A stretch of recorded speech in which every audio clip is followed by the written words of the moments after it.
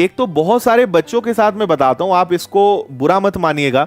बहुत सारे बच्चों के साथ समस्या क्या है कि अगर थंबनेल पे लिखो कि ये एसबीआई क्लर्क की क्लास है तो वो मानते हैं कि एसबीआई क्लर्क की क्लास है। अगर मैंने डीआई लिख दिया तो वो बोलेंगे अरे डीआई की क्लास है, लेकिन इस पे एमपी पुलिस नहीं लिखा है, इस पे एसएससी नहीं लिखा है, इस पे बैंक नहीं लिखा है।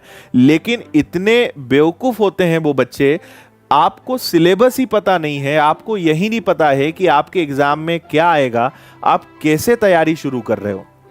मेरा सजेशन है कि अपनी समझदारी का प्रयोग करो, बिल्कुल बेवकूफों की तरह, मूर्ख लोगों की तरह काम मत किया करो, है ना।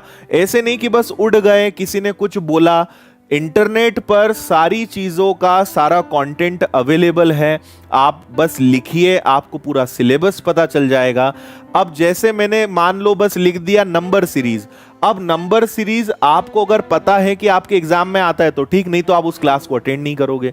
तो आपको पहले तो यह पता करना चाहिए कि क्या आता है और क्या नहीं आता है, और जहां से जो सीखने को मिले उसको सीखने के लिए काम करिए। सीखा हुआ कभी बेकार नहीं जाता है। और मैथ्स की अच्छी बात यह है कि हर एग्जाम का सिलेबस लगभग सेम है, लेवल कम ज्यादा होता है। कई बच्चे ज्यादा लेवल का पढ़ने से डरते हैं, सर आप इतना ज्यादा मत पढ़ाओ, आप तो उतना पढ़ाओ जितना हमारी परीक्षा में आता है। आपको यह भी पता होना चाहिए कि पेपर का लेवल लगातार बढ़ते जा रहा है। पेपर का जो कट ऑफ है, जो क्वेश्चंस का लेवल है, जो क्वेश्चंस का पैटर्न है, वो हर साल लगातार बढ़ते जा रहा है। तो अगर आप कभी ये सोच के पढ़ाई करोगे कि मुझे तो बस इतना ही पढ़ना है, इससे ज्यादा नहीं सीखना है, तो शायद आपको भविष्य में इससे बड़ी हानि उठानी पड़ सकती है। पेपर में आपको सरप्राइज मिल जाएगा, पेपर ज्यादा लेवल का आ गया और आप उसके लिए तैयार नहीं थे। इसलिए मैं ये नहीं बोलता हूं कि आप विनर्स की चैनल से पढ़ो, आप मेरी चैनल से पढ़ो, आप विनर्स के पेड कोर्स को ज्वाइन करो, ऑनलाइन कोर्स लो, आप पढ़िए। मेरा बिल्कुल विनर्स को या मुझे अपने आप को प्रमोट करने की कोई आवश्यकता नहीं है। आपको जहां से अच्छा लग रहा है, जहां समझ में आ रहा है, जिस टीचर का समझ में आ रहा है, पढ़ो। लेकिन सबसे इंपॉर्टेंट बात है कि रेगुलरिटी के साथ पढ़ो। मैंने हमेशा देखा है, और मैं ऐसा नहीं कि अपना, मैं YouTube पे कई क्लासेस भी देखता रहता हूं। आपने भी अनुभव लिया होगा कि अगर मैं लिख दूं कि कल से औसत चैप्टर में चालू कर रहा हूं, आप विश्वास करिए 1500, 2000, 2500 बच्चे लाइव आके पढ़ेंगे।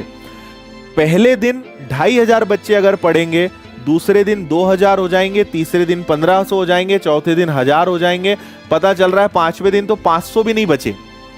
ये हमारे देश की सबसे बड़ी समस्या है। हमें केवल शुरू करना आता है, लेकिन उसको आखिरी तक अंजाम देना नहीं आता, है ना। अगर कोई टॉपिक आप पढ़ते हो, अगर आप उसको पूरा पढ़ सकते हो तो पढ़िए। एक क्लास, दो क्लास पढ़ने से, देखो, अधूरा ज्ञान कभी काम नहीं आता। या तो पूरा ज्ञान हो या ज्ञान ना हो, अधूरा ज्ञान हमेशा नुकसान ही पहुंचाएगा आपको, है ना।